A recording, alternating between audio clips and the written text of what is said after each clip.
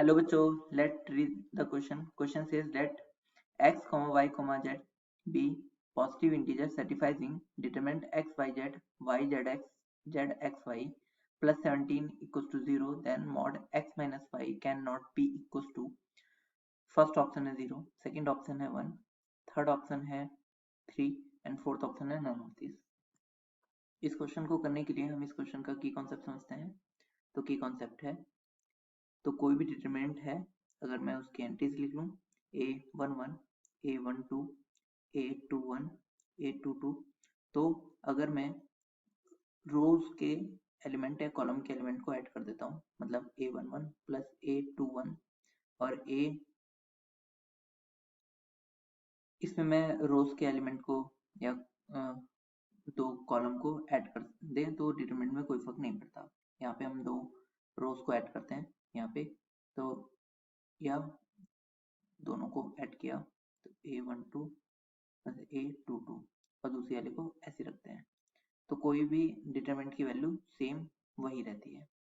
इस कॉन्सेप्ट का यूज करते हुए हम इस क्वेश्चन को हल करते हैं. तो यहाँ पे क्वेश्चन है हमारा डिटरमिनेंट x, y, z और y, z, x और z, x, y plus 17 is equals to 0. हम क्या करते हैं कि रो 1 में हम क्या करते हैं, रो 1, रो 2 और रो 3 तीनों को ऐड कर देते हैं. तो क्या होगा, देखो ये क्या हो जाएगा x plus Y plus Z, यहाँ क्या हो जाएगा x plus Y plus Z और यहाँ पे भी क्या हो जाएगा x plus Y plus Z.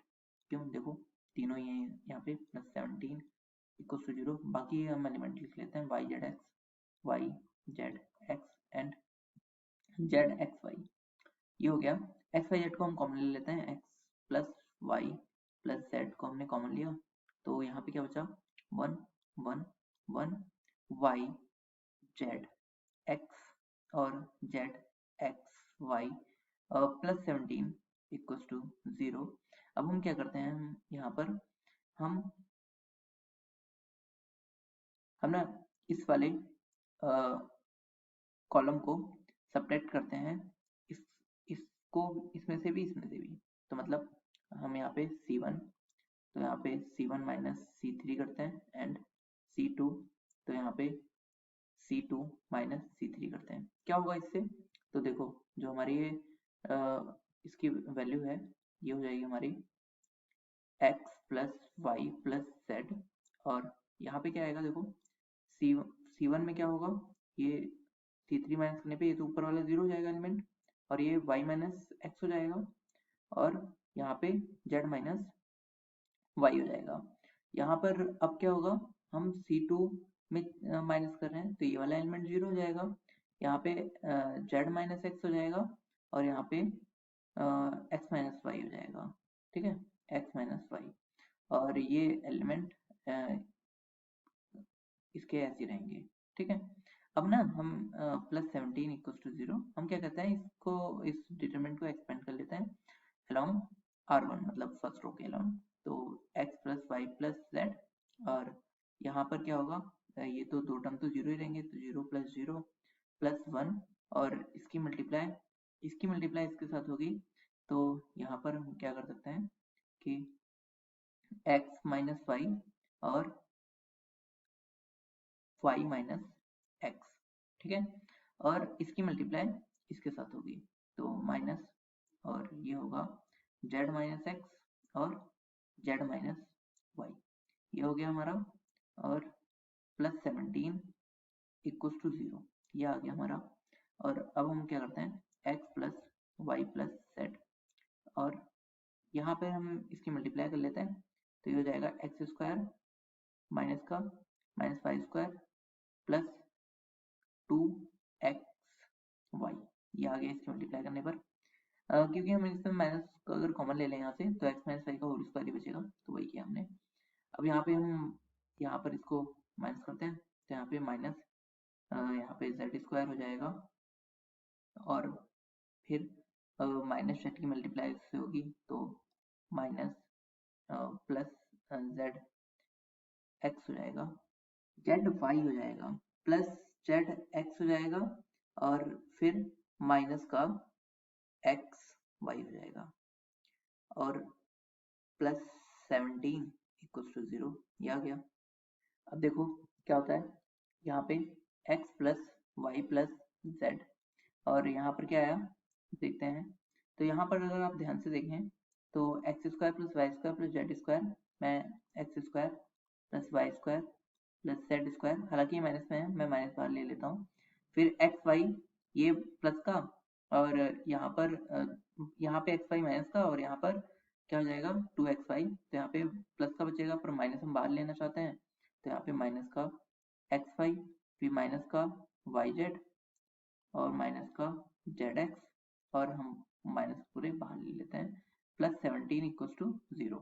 हम इस पूरे टर्म को उस तरफ लेकर जाते हैं, तो 17 equals to x plus Y plus Z और x square plus y square plus z square minus x y z minus z x, ये आ गया। अब ये जो पूरा फॉर्मूला बना है वो बना है हमारा X cube plus Y cube plus Z cube minus 3xy Z बराबर कितना आ गया हमारा 17। और ये बराबर होता है देखो x plus Y plus z upon 2 into x minus y का square plus y minus z का square plus z minus x का स्क्वायर। अब हमने ऐसा क्यों लिखा इसको समझते हैं, पहले 2 को इधर लेके आते हैं, तो 17 इंटू 2 बराबर x plus Y plus Z और x माइनस वाई का square plus y minus z का square plus z minus x का स्क्वायर, ये फॉर्मूला होता है। अब हमें क्वेश्चन में गिवन है कि x y z ये क्या है पॉजिटिव नंबर। अब यहाँ पे देखो x y z तीनों पॉजिटिव नंबर हैं और ये किसी भी जो नंबर का स्क्वायर जो होता है वो पॉजिटिव रहता है, तो ये भी पॉजिटिव रहेंगे तीनों।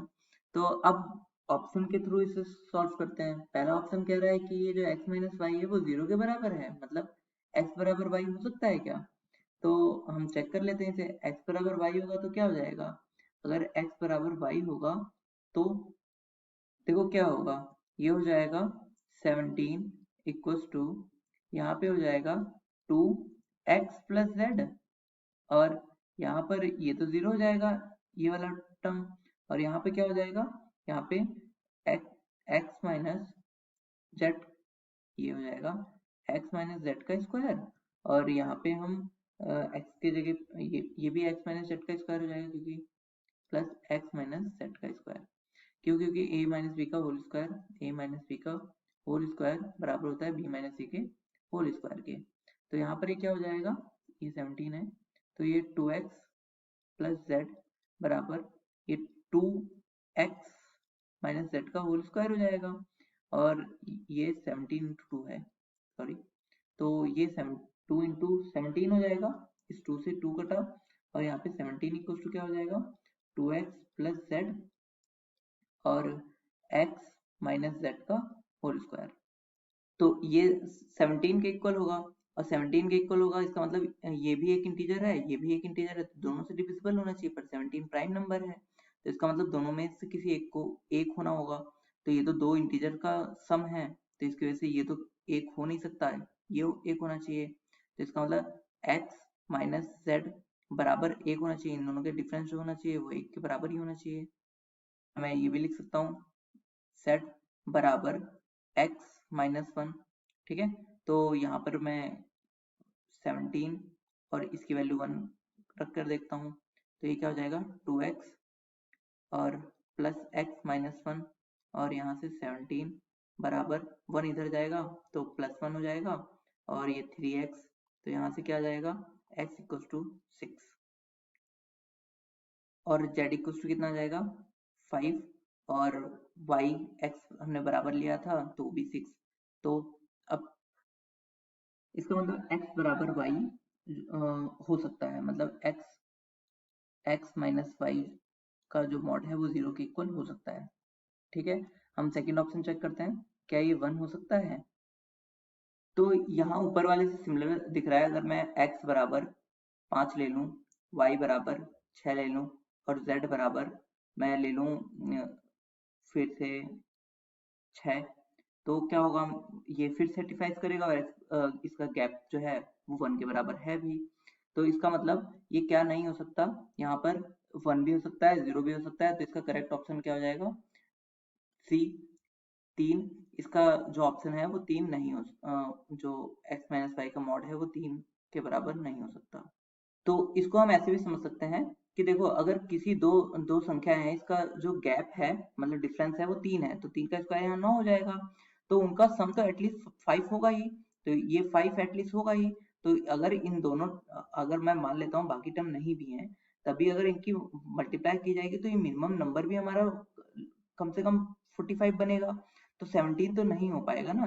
तो यहाँ पे क्या नहीं हो सकता, 3 नहीं हो सकता। So correct option is option number C. Hope you understood it well. Best of luck. Thank you.